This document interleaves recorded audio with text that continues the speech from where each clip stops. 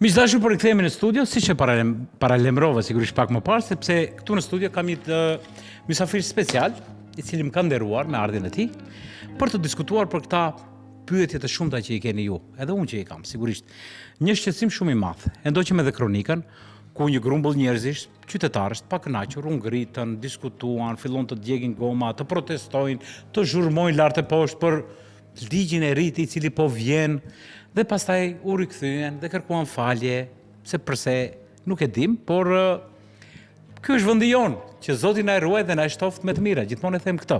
Dhe unë sot temën të cilën pak më parë ua theksova, që do të flasim, është një temë që e prek çdo shofer, çdo qytetar, çdo familjar, të gjithë ata cilët lëvizin për rrugët tona. Kamerat i kemi të vendosura. Gjobat kanë filluar të arrijnë.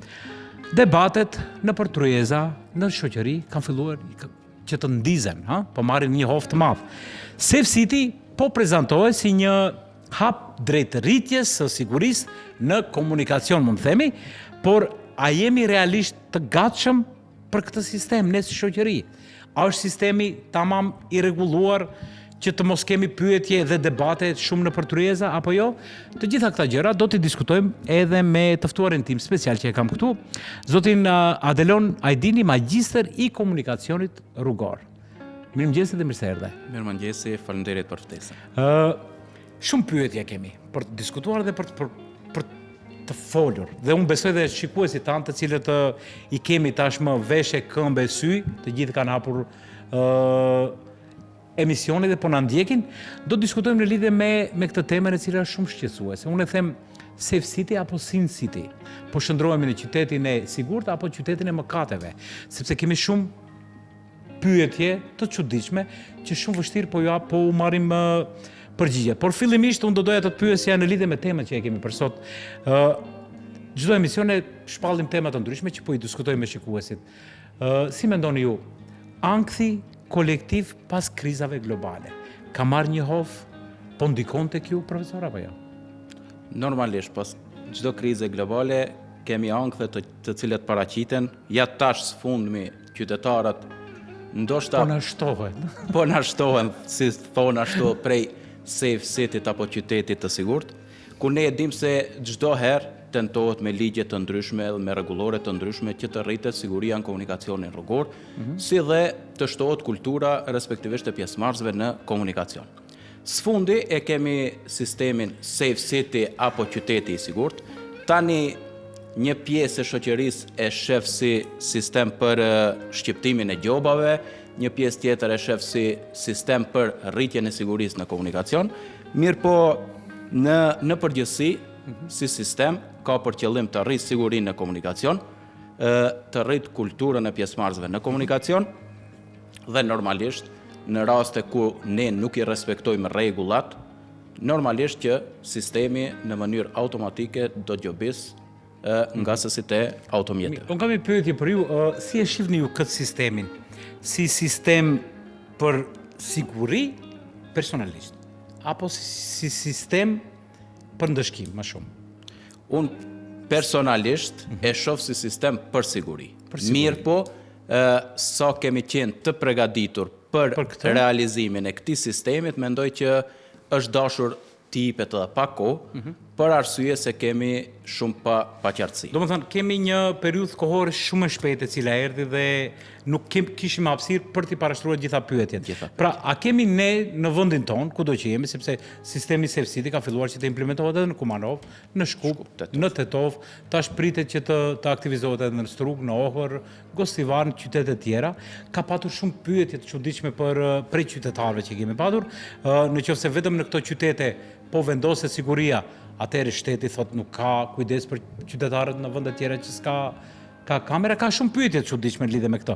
Por unë do doja t'ju pyes, sepse ju jeni profesor në shkollën e mesme për të autotrafikut, mos gaboj, Boro Petrushevski.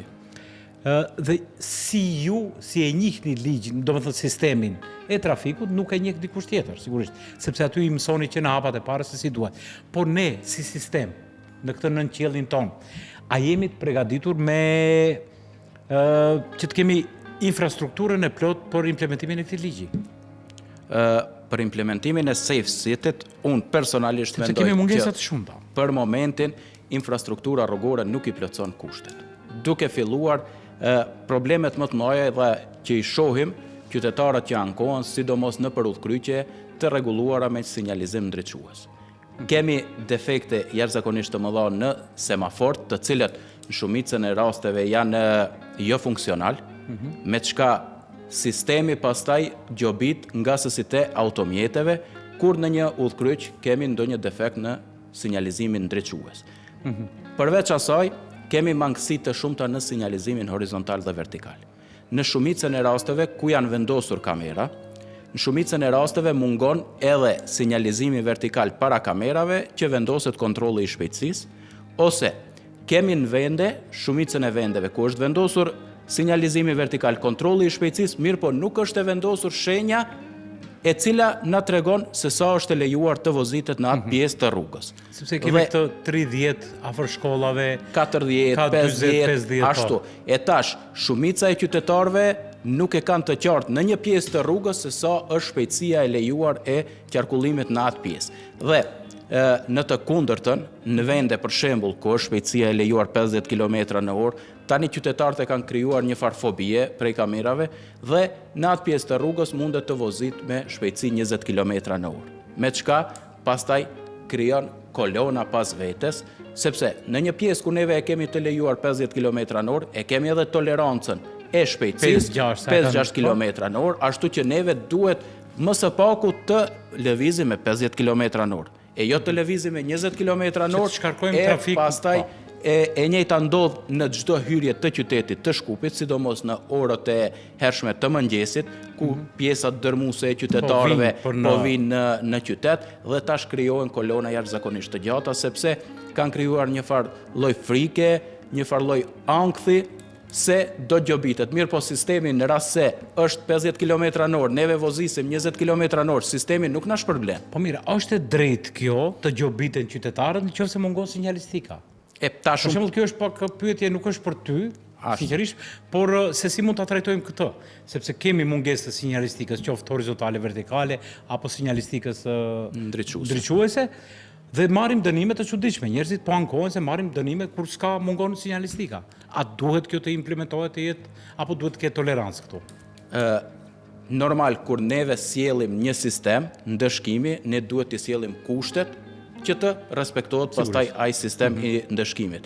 Dhe tash, në rast se unë nuk sjell kushtet dhe sjell një sistem gjobitjes, unë nuk kam drejt gjobis në rast se nuk i plotësoj kushtet tjera. Dhe normalisht me drejt e ka qytetari nëse ankohet në një vend të caktuar, nuk e disa shpejtësia e lejuar dhe pastaj duhet të gjobitet për të njëjtë. Unë kam një pyetje e cila është shqetësuese, sepse po duket sikur nuk është trajtuar mirë edhe puna e Safe City-t. Kur biseduam, kur po flasim për sinjalistikën, kemi edhe shumë shqetësime, sepse në pjesën disa lagje elitare të Shkupit, kemi sistemin të vendosur sinjalistik, për shembull, ndriçues, i kemi me numërimin mbrapsht që funksionojnë, qytetarët para përgatiten, ndërsa në pjesën shqiptare, dërmuese, semaforët nuk kanë paralajmërimin 4 herë që ndizet, për shembull, ndizet fiket e gjelbërta, por shkon prind kuqe direkt në të verdh ose në të gjelbër ose nga e gjelbërta në të kuqe, që nuk ka një paralajmërim. Shumica e qytetarëve shpejtojnë. Kemi edhe nga ata të cilët ku ka sinjalizim para përgatiten tek sinjali i parë nga frika po ndalen dhe po krijohet katrahura. A duhet sistemi sinjalistikës të jetë në të gjithë shtetin po i njëjti siç është në për disa lagje elitare në Shkup? Për shembull, realisht duhet. Përderisa mallësia e gjobave është e njëjtë në secilën pjesë të shtetit, edhe kushtet duhet të jenë të njëjta në secilën pjesë të shtetit. Jo vetëm në qytetin e Shkupit në një pjesë dërmuese dhe në pjesën tjetër, jo. Përderisa kushtet e gjobitjes janë të njëjta, edhe kushtet tjera në komunikacion duhen të jenë komplet të njëjta. Respektivisht, të njëjtit lloj të semaforëve me numrator duhet të jenë në secilën lagje, jo vetëm të qytetit të Shkupit, po të gjithë vendit. Sepse kur neve i kemi numratorët faktikisht pregaditemi prej më herët dhe e shohim edhe sa sekonda e kemi sinjalin e gjelbërt, apo para përgatitet njeriu. Përgatitet prej më herët, ashtu që mos të krijoj tollovi edhe brenda në udhkryq, sepse një shqetësim mjaft madh kohën e fundit e kemi prej qytetarëve, në rast se neve hym në një udhkryq në sinjalin e gjelbërt, sistemi detekton që ke hyrë sinjalin e gjelbërt dhe kemi kolon, neve ngelim në mes të udhkryqit. Sinjali detekton që neve jemi në mes të udhkryqit. Paraqitet sinjali i kuq, sistemi e detekton që ne jemi në mes të udhkryqit dhe automatikisht neve mund të na vi gjoba që kemi kaluar në sinjalin e kuq. E tash, një rast të tillë e kishim para disa muajve. Ky rast u diskutua edhe në javën e kaluar në Tetov, u diskutua me kompetentët ata të Ministrisë së Punëve të Brendshme dhe u thanë që sepse pas ka disa udhkryqe në Tetov që futesh shkaku i tollovisë së madhe, ato mbesin atje, fotografohen dhe ata i ftuan qytetarët, të cilët e bëjnë këtë gabim, ta quajmë, nuk është gabim, kjo është thjesht mos funksionimi i mirë i komunikacionit, dhe thanë që do të ketë tolerancë për këta qytetarë. Por këtu, siç duket, nuk kemi përgjigje në lidhje me këtë temë. Tani para disa muajve e kishim këtë rast në qytetin e Prishtinës, ku në një udhkryq u paraqit, do me thonë, vija të kryqëzuara me ngjyrë të verdhë në formë të kutije paraqiten në pjesën e mesme të udhkryqit. Çka nënkupton ajo? Ajo nënkupton se në rast se kemi tollovi neve në mes të udhkryqit, edhe po ta kemi sinjalin e gjelbërt, ne duhet të ndalemi para vijës stop. Që të presim derisa të zgjidhet tollovia, pastaj mund të zgjidhet. Në momentin që ne e shohim se mund të kalojmë pa asnjë problem, atëherë futemi. Po kjo është shenjë që do të thotë, a dim të lexojmë shenja si shoqëri apo jo? Ashtu. Po edhe në qytetin e Shkupit nuk kam hasur ndonjë udhkryq ku është i vendosur ky sinjalizim horizontal, respektivisht rjeta me ngjyrë të verdhë në mes të udhkryqit, ashtu që në momentin që neve futemi në udhkryq, neve duhet të jemi të sigurt se do e kalojmë. Nuk do vendosemi në mes të udhkryqit dhe të presim derisa të lirohet udhkryqi. Për këtë arsye, qytetarët dhe ngasësit duhet të kenë kujdes në këtë pikë. Për arsye, sidomos këtu te televizioni juve, e kemi një ndër udhkryqet më të ngarkuara në qytetin e Shkupit, dhe zakonisht ndodh shpesh herë kur neve hym në sinjalin e gjelbërt dhe ngelim në mes të udhkryqit. Faktikisht dënohemi për atë. Sistemi nga qytetarë të cilët parashtrojnë ankesa, shohim që për të njëjtën gjobiten. Dhe normalisht në komunikacion funksionon ashtu. Në rast se neve nuk mund të kalojmë e shohim që është udhkryqi i bllokuar, neve duhet të ndalojmë para vijës stop, edhe pse e kemi sinjalin e gjelbërt. Qartë, po kemi edhe raste të tilla që kur je në semafor duke pritur për të hapur e gjelbërta, kalon urgjenca, kemi raste të tilla që detyrohesh që të japësh krahun urgjencës. Nëse nuk ka që të spostohesh në trotuar, detyrohesh që dalësh të futesh deri në mes të udhkryqit për të dhënë dhe këtu në këtë rast dënohesh, kemi kështu raste. Ka raste, do me thonë, si do të arsyetojmë këtë? E tash, sistemi normalisht sistemi të fotografon krejt në rregull. Mirë po, tani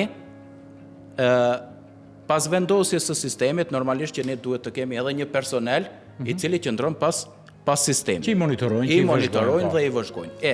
Qytetari është i obliguar brenda 8 ditëve, në fat kohor prej 8 ditëve, të parashtroj ankesë në stacionin policor prej vendit ku vjen.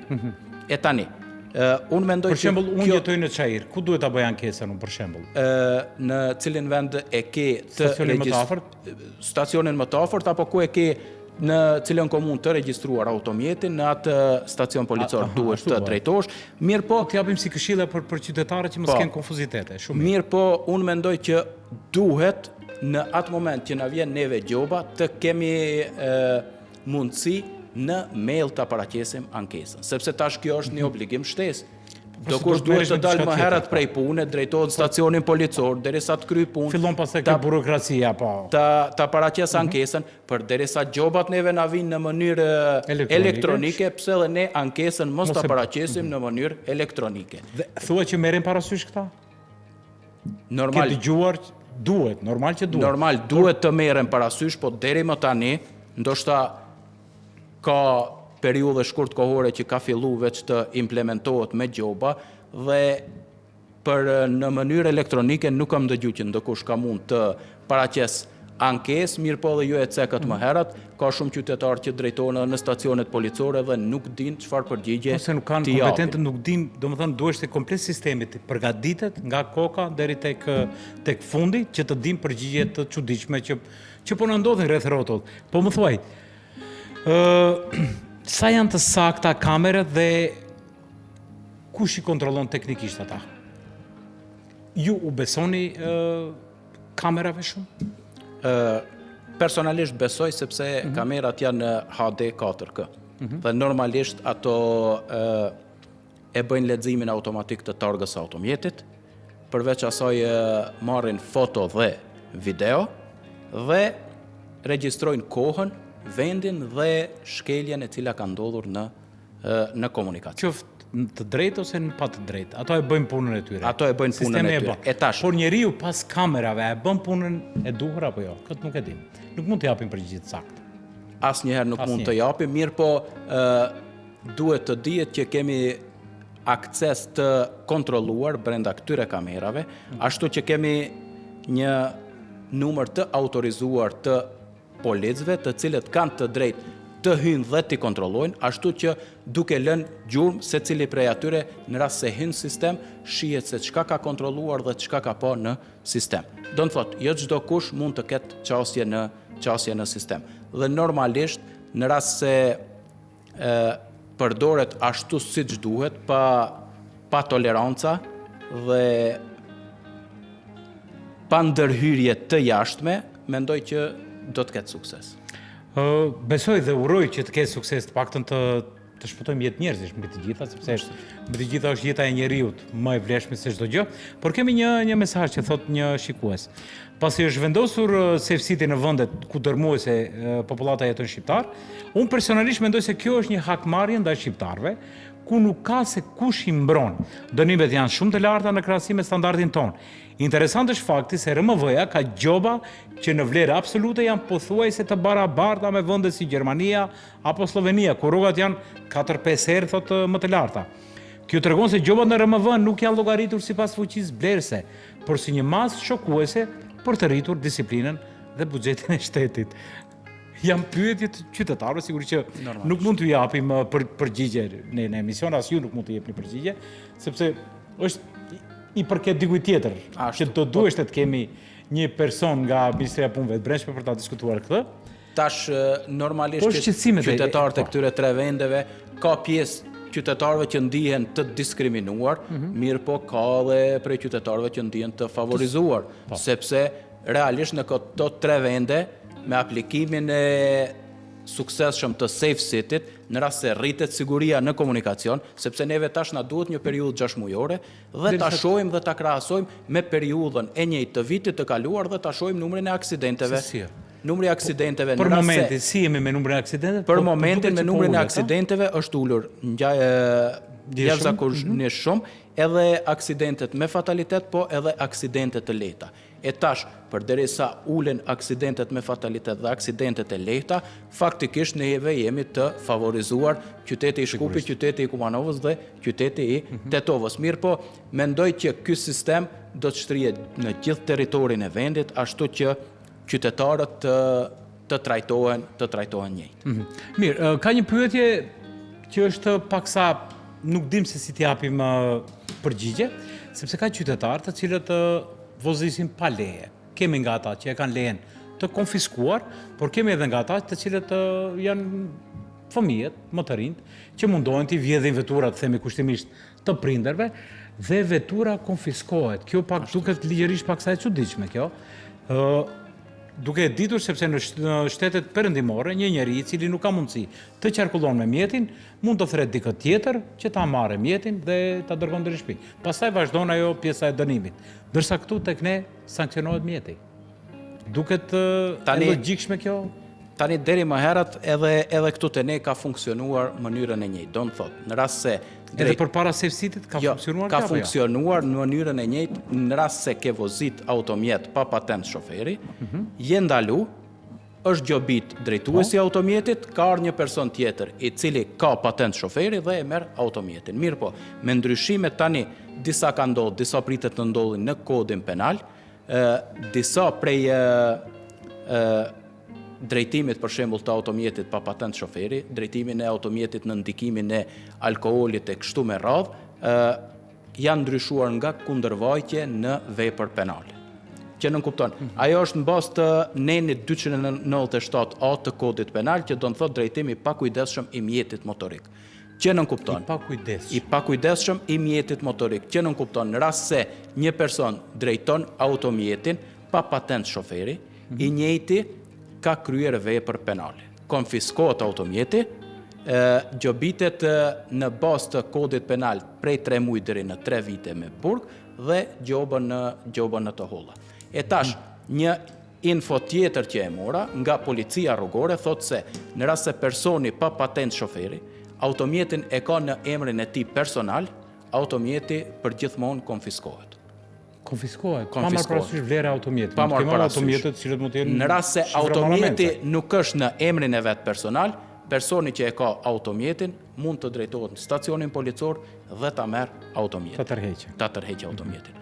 Mirë po, në rast se është në emrin e tij personal, automjeti konfiskohet. Ka shumë pikpyetje, shumë çuditshme. Tash janë masa pak më strikte, më rigoroze, po këto janë bërë me qëllim që të ngritet siguria në komunikacion. Me ligje kaq të ashpërta, nuk e di, unë besoj që do të shndrohen të gjithë autopllacet tek stacionet policore, të shndrohen me makina të shumta, sepse kemi shumë qytetarë realisht, kemi shumë njerëz të papërgjegjshëm që marrin veturat pa lejen e prindërve, kemi edhe raste që u avjedhin, më themi, të cilët janë adoleshentët, por që një familje të pason në kështu, domethënë, të humbën automjetin, kjo është paksa më e keqja në rast se me një ngasës i automjetit pa patent shoferi shkakton ndonjë aksident në komunikacion, kjo vepër penale prej 3 viteve burg mund të rritet deri në 10 vite burg, varësisht prej dameve të cilët i bën. Uroj që të mos ndodhin këta edhe uroj të gjithë prindërit të kenë paksa vigjilencë më të madhe, por edhe çelësat ku i lanë të mundohen që të komunikojnë edhe t'ua thonë edhe fëmijëve të tyre këta problematika të cilët i kemi të shumta derisa të shtrohet një herë mirë ky çështja e ligjit, sepse është shumë konfuze dhe nuk dim se çfarë përgjigje të japim. Kemi mesazhe nga shikuesit të cilët nuk mund, sepse janë disa pyetje paksa çështje ligjore të cilët nuk mund të japim përgjigje. Thotë përshëndetje, për temën është dash semaforët kretë zaventohen me të reja, sepse 15 sekonda tepër është shumë pak kohë. Duke ditur se gjobat evropiane, gjobat janë si në Evropë, kurse rrogat afrikane. Shikuesit, po. Kjo është gjendja faktik, reale. Gjendja ekonomike është jashtëzakonisht e rënduar dhe normalisht gjobat duhet të jenë konform të ardhurave të qytetarëve. Ashtu që ka ndoshta prej gjobave që i kemi edhe më të larta se në bashkimin evropian, në vendet evropiane, mirë po, tash ato janë punë që rregullohen nga ndokush tjetër dhe duhet të parashtrohen pyetjet atje. Një mesazh thotë, kam 39 vite që jam shofer, prej të cilëve 18 vite pa leje me vetëm një dënim pa leje. Dhe një dënim me leje për tejkalim të shpejtësisë. Tani nuk ndjehemi sigur se a do të kemë dënim nëse reagoj sipas situatës që gjendet gjatë ngarjes së makinës. A duhet të ketë tolerancë për shoferë të tillë, të cilët kanë një bagazh të shumtë, të themi në. Po nëse kjo është pyetje për kompetentët, të cilët nuk mund t'ju japi përgjigje. Me që jemi edhe nga fundi, unë do doja të flasim edhe pak për sistemi SafeCity. A keni informacione, a duhet të mbrohen të dhënat personale të njeriu, duke e ditur edhe kjo është shqetësim, sepse dikush na monitoron nga ana tjetër. Dhe këto të dhëna nesër pas nesër mund të keq përdoren. Ja, dhe këtu e kam të shënuar se si funksionon SafeCity, do me thonë funksionon në bazë të ligjit për mbrojtjen të dhënave personale, në bazë të rregulloreve në Ministrinë e Punëve të Brendshme dhe kufizimit të aksesit, që nënkupton se në rast se ndonjëri prej qytetarëve mendon se është bërë keq përdorimi i të dhënave personale, mund të dërgoj ankesë në Agjencionin për mbrojtjen e të dhënave personale. Do në thotë, gjitha ato të dhënat të cilat neve i kemi, kur e regjistrojmë automjetin në për kontrollimet teknike, i japim dhënat, i japim email adresën, numrin e telefonit e kështu me radhë, dhe gjitha këto vlen ceket se edhe në rast se neve kemi kalu, nuk kemi bërë ndonjë shkelje, ato nuk ruhen për gjithmonë në sistem. Edhe në rast se kemi bo shkelje, në momentin që paguhet gjoba, kryet ajo, brenda afatit një mujor, edhe ato do të shlyen prej sistemit. Në rast se kemi të bëjmë ndonjë aksident në komunikacion, ato do të qëndrojnë më gjatë, derisa të kryet procesi gjyqësor për të njëjtën. Këtë sistem të ngjashëm për monitorimin e makinave ka edhe në Tiranë, mos gabojmë, dhe ku ka dalur disa probleme që një emision investigativ thoshte që personi që kam lëvizur me makinën jam 4 muaj në një zonë të thellë të Shqipërisë, që nuk kam lëvizur dhe e monitoruar kamera nga kamera private, dhe thoshte ky incizim që po më vjen dënimi sikur ka ndodhur pardje, është filmuar para një viti. Uroj që arkivat të fshihen dhe mos keq përdoren. Shpresojmë prapë thash, duhet të ketë një link në të cilën qytetarët mund të paraqesin ankesa, ose në rastet kur automjetin personal e drejton ndonjë ngasës tjetër dhe i njëjti bën shkelje, tash personi që është pronar i automjetit duhet të paraqes ankesë, sepse nuk ka qenë duke drejtuar automjetin dhe pastaj e njëjta të shihet në video incizim apo në foto dhe gjoba të drejtohet personit i cili ka qenë duke e drejtuar automjetin. Mua më vjen shumë keq sepse koha po fluturon, kemi shumë pyetje, po shkruajnë qytetarët pyetje dhe unë uroj që këto pyetje që i dërgoni miq dashur, kur do kemi kompetent inspektor nga Ministria e Punëve të Brendshme, këta pyetje të njëjta do të na e parashtroni edhe një herë, sepse sot u munduam që të flasim për sinjalistikën horizontale, vertikale, ato ndriçuese që na mungojnë realisht dhe sistemi vazhdon që të funksionoj kështu me më dyshje të shumta që kanë njerëzit. Unë të falenderoj shumë që ishe prezent sot në emisionin tonë të mëngjesit. Faleminderit për ftesën dhe ju bëj apel sidomos zyrtarëve në Ministrinë e Punëve të Brendshme, sidomos në këtë periudhë kohore duhet që sa më shumë të marrin pjesë në emisione, ashtu që t'i sqarojnë gjërat për qytetarët dhe të mos vi puna nga pakujdesia apo nga mos sqarimi nga organet kompetente të gjobiten qytetarët. Faleminderit shumë Adelon, të uroj shumë suksese dhe shihemi në tema më të ndryshme në lidhje me komunikacionin. Patjetër, faleminderit për ftesën. Miq dashur, këtu po japim fund emisionit me shpresë që do të shihemi nesër në njëjtën kohë, në njëjtin vend. Deri atëherë, me mbeçi të gjithë, edhe mend në kokë, kujdes kur vozitni, ha?